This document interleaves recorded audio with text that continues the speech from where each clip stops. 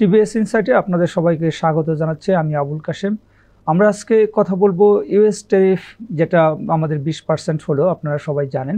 তো আমাদের ব্যবসায়ীরা কি বলছেন যে এটা আমাদের যে 35% হওয়ার একটা আশঙ্কা ছিল, সেখান থেকে 20% আসার পরে যুক্তরাষ্ট্রের সাথে আমাদের যে রপ্তানি সিচুয়েশনটা এখন কোন দিকে যাচ্ছে এবং সামনের দিনগুলিতে কোন অবস্থায় পৌঁছাবে, এ বিষয়ে টিবিএসে একটি বিশেষ নিউজ প্রকাশিত হয়েছে। নিউজটি করেছেন আমাদের সিনিয়র করেসপন্ডেন্ট রিয়াদ হোসেন। আমরা তার কাছ থেকে বিস্তারিত জানবো। রিয়াদ, আপনাকে স্বাগত জানাচ্ছি। আপনার আজকে যে স্টোরিটা আপনি বলছেন যে 20% হওয়ার আগে হচ্ছে যে বায়াররা যেসব অর্ডার স্থগিত রাখছিল সেগুলি আবার আসা শুরু হয়েছে। তো এই বিষয়টা একটু বিস্তারিত আমাদেরকে জানান। কাশেম ভাই, আপনাকে ধন্যবাদ। এখানে প্রথমত আমাদের, আপনি যেটা জানেন যে যখন 35 বা 37% হলো, এরপর তো কত হয় আসলে আলোচনাটা চলছিল, এক ধরনের অনিশ্চয়তা ছিল।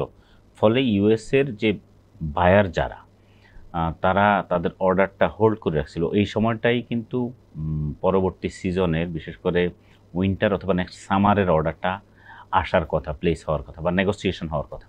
তো সেই নেগোসিয়েশনটা তারা আসলে এক ধরনের বন্ধ রেখেছিল যে কি হয়। কারণ যদি অন্য দেশগুলোর তুলনায় আমাদের প্রতিদ্বন্দ্বী চীন, ভিয়েতনাম, ইন্ডিয়া তৈরি পোশাকের ক্ষেত্রে, পাকিস্তান অথবা কম্বোডিয়া, ইন্দোনেশিয়া অথবা তুরস্কের মতো যে দেশগুলো, তাদের অন্যান্য ওইসব দেশের তুলনায় যদি আমাদের ডিউটি রেট বেশি হয়ে যায়, তাহলে তো আসলে তারা বাংলাদেশে অর্ডার দিয়ে তারা এখানে কেন বাড়তি পয়সা পণ্য কিনতে যাবে। তো সেই জন্যই আসলে হোল্ড ছিল একটা বড় পরিমাণ অর্ডার, যেটা নিয়ে নেগোসিয়েশন হচ্ছিল। এখন যেহেতু 20% বেশি, 20% কিন্তু এখানে একটা বিষয় আমাদের পরিষ্কার করা দরকার।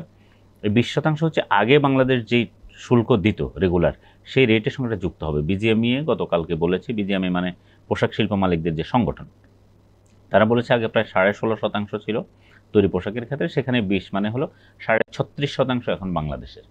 ডেফিনেটলি 20% বেড়ে যাওয়া এটা অনেক বেশি, কিন্তু বিষয়টা হচ্ছে অন্যান্য দেশগুলোর তুলনায় এটা স্বাভাবিক। অন্য দেশগুলোতেও প্রায় এরকমই, এবং বরং ইন্ডিয়ার তুলনায় আমাদের কিছুটা কম আছে এখন পর্যন্ত। চীনের এটা চূড়ান্ত না হলেও যতটুকু আছে প্রাথমিক আলোচনায়, সেই তুলনায় কম। ফলে আমাদের আসলে রপ্তানিকারকদের মধ্যে একটা স্বস্তি। এখন যে অর্ডারগুলো আমাদের ইউএস বায়াররা এতদিন ধরে হোল্ড রেখেছিলেন, তারা এখন এটা নিয়ে নতুন করে আলোচনা করছেন যে, বা কেউ কেউ অর্ডার কনফার্মও করছেন। আমি গতকালকে কথা বললাম বেশ কয়েকজন রপ্তানিকারকের সঙ্গে। তাদের মধ্যে একজন বললেন যে ওনার প্রায় 3 লাখ পিসের একটা অর্ডার ছিল যুক্তরাষ্ট্রে, $5 মিলিয়ন মতো।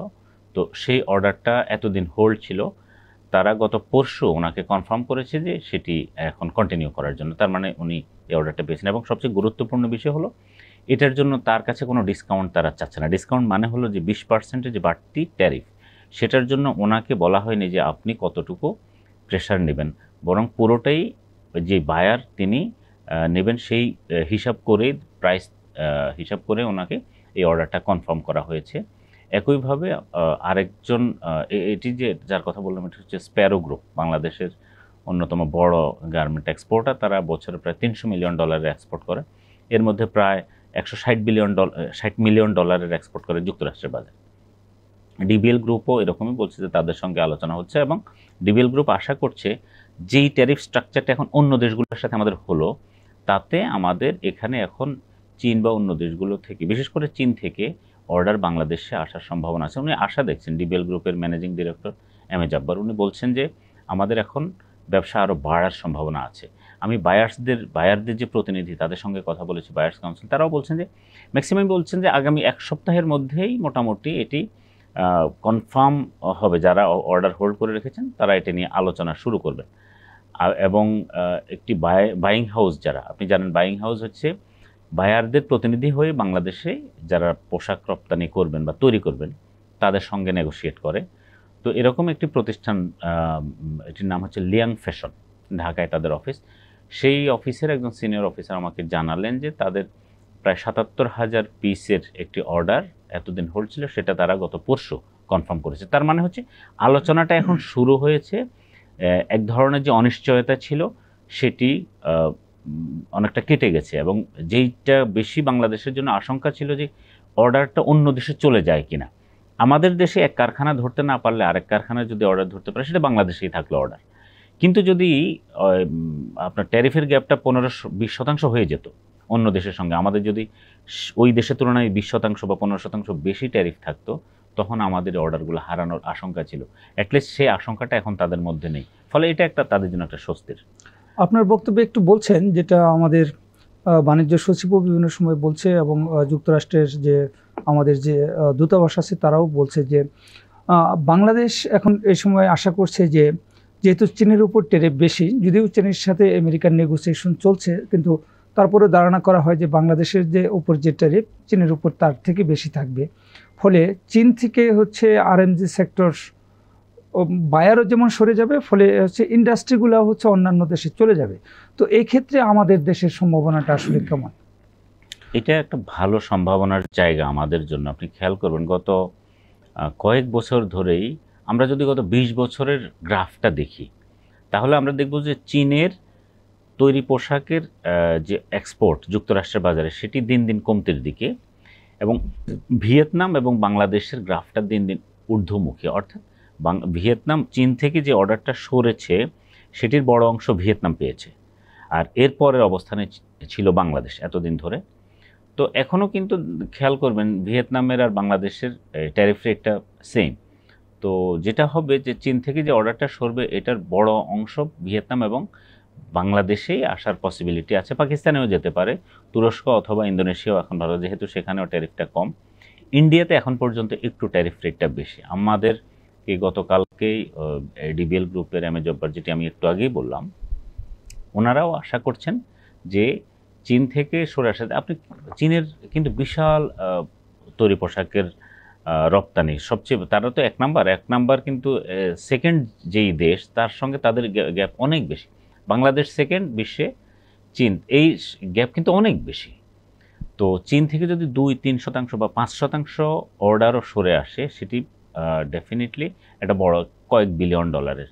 তো সেটি ভিয়েতনাম বাংলাদেশের জন্য একটা পসিবিলিটি আছে। এখানে একটা বিষয় হচ্ছে, বাংলাদেশের একটা সুবিধা হলো আমাদের একটা ক্যাপাসিটি আছে। আমাদের কিন্তু এটার মূল যে কাঁচামাল কটন, মানে কটন বেসড যেটা বলি, সেটি আমাদের নেই। কিন্তু কটনের পরের বাকি যে অংশগুলো, এটা আমাদের বেশ স্ট্রং ব্যাকওয়ার্ড লিঙ্কেজের জন্য, এবং আমাদের ফ্যাক্টরিগুলোর ক্যাপাসিটিও তৈরি আছে। এখন যদি বাড়তি 2-4-5 বিলিয়ন, ইভেন 10 বিলিয়ন ডলারেরও বাড়তি অর্ডার আসে বাংলাদেশে সেই অর্ডার ধরার ক্যাপাসিটি এখন আছে। হ্যাঁ, অনেক বেশি যদি অর্ডার চলে আসে, তাহলে সেটি হয়তো সম্ভব নয়, অনেকে ক্যাপাসিটি বাড়িয়ে রেখেছেন। এখন প্রশ্ন হচ্ছে, চীন থেকে অর্ডার আসতে পারে, কতটুকু আসবে? কারণ ফাইনালি কিন্তু এখনও এই আলোচনা একটা পর্যায়ে গিয়েছে, এখনও কিন্তু এটা একেবারে চূড়ান্ত হয়নি। কারণ চীনের কত হবে, অথবা অন্য দেশগুলোর সঙ্গে এরপরে আরও কমে বা বাড়ে কিনা। আমরা যতদূর শুনেছি, গতকালকে বিজিএমই প্রেসিডেন্ট একটা প্রেস ব্রিফিংয়ে উনিও বলেছেন যে আলোচনা বিভিন্ন দেশ এখনও চালিয়ে যাচ্ছে, বাংলাদেশকেও এই আলোচনাটা এখনও চালিয়ে যেতে হবে। আরেকটি বিষয় হচ্ছে, আমাদের এখানে ভ্যালু অ্যাডিশনের শর্তটা আসলে কতটুকু, এটি এখনও সরকারের পক্ষ থেকে পরিষ্কার করা হয়নি। একটি আলোচনা ছিল যে 40% ভ্যালু অ্যাডিশন মিনিমাম থাকতে হবে। যে 40% ভ্যালু অ্যাডিশনের শর্ত যদি থাকে, তাহলে কোনো ফ্যাক্টরির জন্য আবার একটু কঠিন হয়ে যাবে।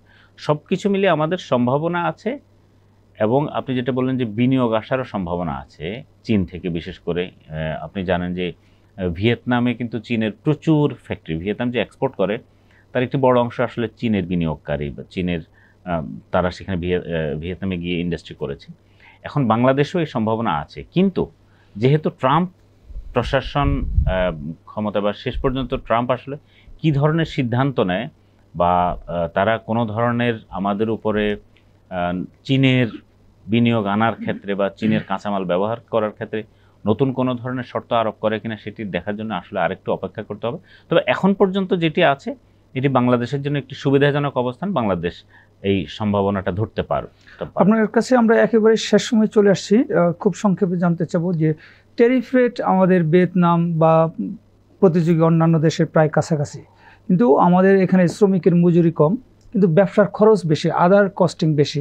তো এই আদার কস্টিং কমানোর জন্য সরকারের দিক থেকে কি করা উচিত, এবং মালিকদের দিক থেকে কি ইনিশিয়েটিভ নেওয়া উচিত, একটু সংক্ষেপে বলবেন। এটা গুরুত্বপূর্ণ বিষয়। সেটা হলো, আমাদের কিন্তু এই যে ধরেন 20%-এর যে এক্সট্রা এখন ট্যারিফ, এই ট্যারিফের একটি প্রেশার কিন্তু আমাদের এক্সপোর্টারদের উপর আসতে পারে।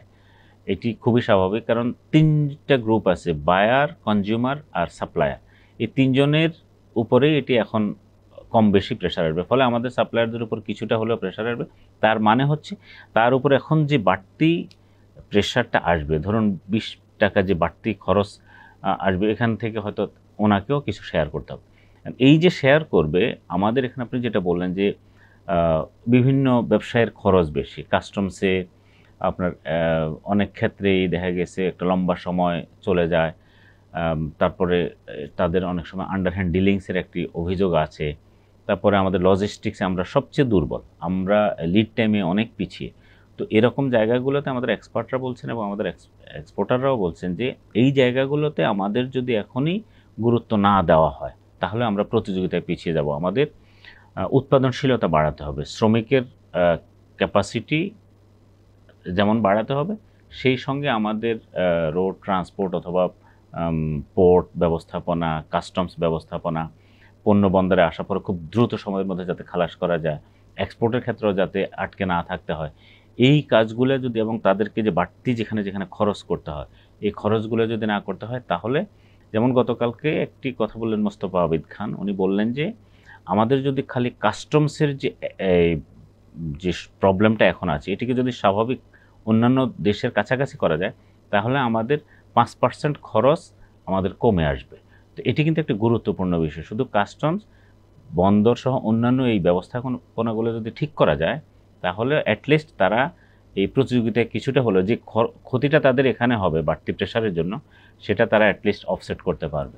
ধন্যবাদ আপনাকে। প্রিয় দর্শক, আমরা রিয়াদের কাছ থেকে বিস্তারিত জানলাম। আপনারা জানেন যে কোভিডের সময় হচ্ছে চীন থেকে বিনিয়োগ বিভিন্ন দেশে স্থানান্তরের একটা ইস্যু ছিল, কিন্তু বাংলাদেশ ওই সময় ওই সুবিধাটা নিতে পারে নাই।